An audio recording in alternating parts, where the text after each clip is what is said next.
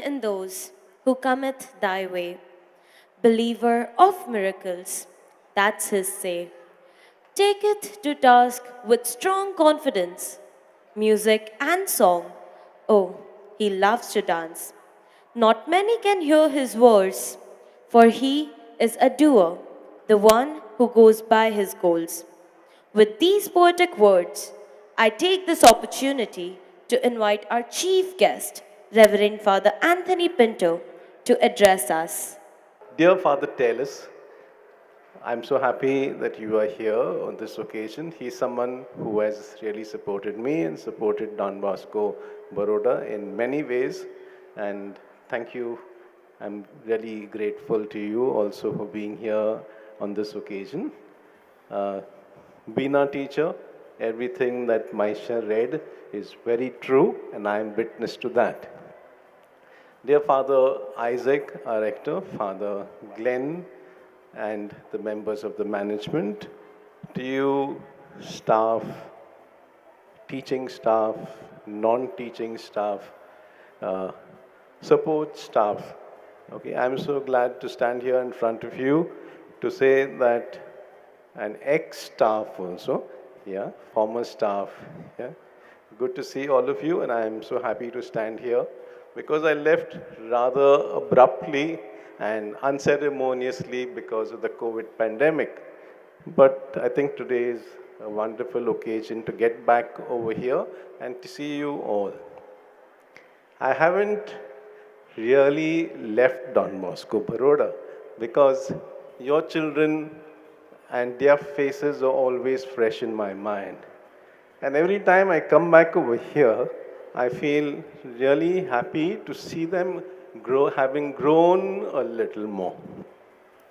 When I was here a few years ago, in the beginning, it was quite challenging. And then we had, a little evaluation done. Hello, Banerjee teacher. We had an evaluation done of our school because it was made compulsory. And I asked them, please delay it, have it after a few years maybe. And we got a poor B plus in that assessment.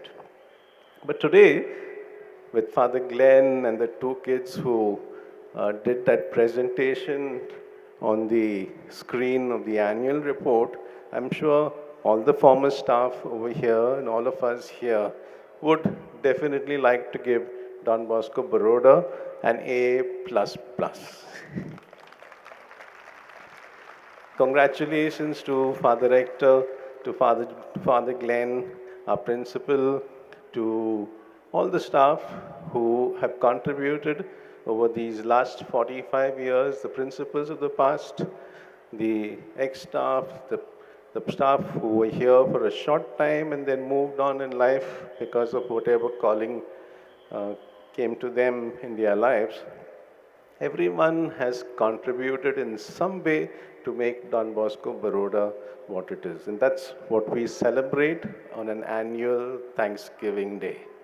Don Bosco Baroda has gone through many ups and downs, like everyone's life. I've seen some good times and a few bad times. Wouldn't have to deny that. It broke my heart, for example, when we had laid down this entire turf and then came the bulldozers and took away, part of our ground. But that's life. Life continued and, even got better. It was an only boys' school, and today when I saw that beautiful Bharatnatyam dance in the beginning, we used to have only 11th and 12th standard girls doing that. But today, I'm so happy that this school has a good number of girls and boys promoting a much more healthy education.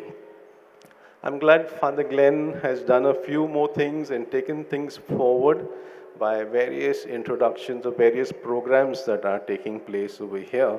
And I'm glad staff members, you are all cooperating and doing well.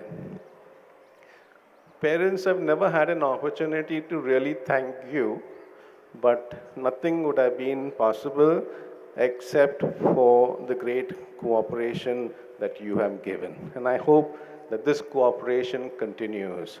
that you understand that education of your child is a complementary process of what takes place at home and in school. It can't happen one way or another.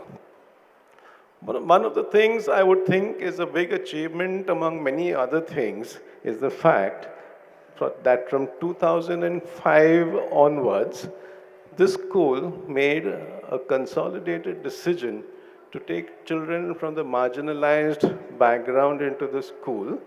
And today it can proudly say that there are a few hundred children who have passed out and are still studying in the school from the school who come from these backgrounds and who have a bright future. If this country has to move ahead, equality has to first take place in primary and secondary education, pre-primary, primary, and secondary education. All disparity begins with education. If there's a big divide in our country between rich and poor, whether we achieve a 5 trillion economy or not doesn't matter. What matters is that whether we as brothers and sisters, common people of this country, the common man of this country, have some kind of equitable existence. Today, we are going to reflect, and in the presentation that has been, the theme of which is the quest for peace. No peace is possible without social justice. I was in Israel, in Jerusalem, when about a month before the 7th of the 7th of September. And on the 7th of September, while everything was peaceful in the month before, I spent some real beautiful moments, in places associated with the life of Jesus, praying and meditating in each of those places. And it was such a beautiful place because a place like Jerusalem is a place where there are three major religions of this world that hold this place in special reverence. And then on the 7th of September, suddenly early morning, we heard bomb shells passing through over our residence, and we had to all go down to the basement for protection. Everything changed, but it did not change all of a sudden.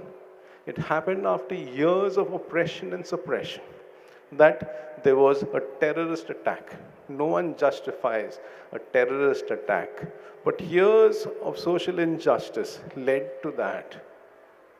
Further, what happened? Instead of coming to some understanding and releasing the hostages and bargaining with whatever is possible in life, Israel decided to retaliate. And many of us stood with Israel's right to defend itself. But today, when you look at it, the Gaza Strip, which is just 14 kilometers long, with a population of 2.2 million, has already lost 22,000 people, 12,000 of which are women and children. Who is the victim of this war? Is it leaders? Is it Hamas? Is it some terrorist organization? Or is it the common man? My dear friends, today, while we reflect on this theme, one of the most important things to understand is that if there's going to be peace in this world, it begins with you and with me. If there's going to be harmony in the world, it depends on you and me. If we want to be happy, they say that you've got to be in harmony first with oneself, with God, with one's neighbor, and with nature. There can be no peace unless there is this harmony among us. I hope that the education that your children have in the school promotes that kind of happiness in them that comes from this harmony in their life. That they realize and you help them realize, and you also come to this realization that one needs to forgive oneself and accept oneself. That's the first kind of peace. The second is to learn and to remember that one needs to be in peace with God, that God is a forgiving God, and we need to be reconciled with God, no matter whatever wrong we have done. The third is to be in peace, in harmony with one another, beginning with your spouse, beginning with the members of your family, your larger family, your neighborhood, regardless of what faith or social background they might come from.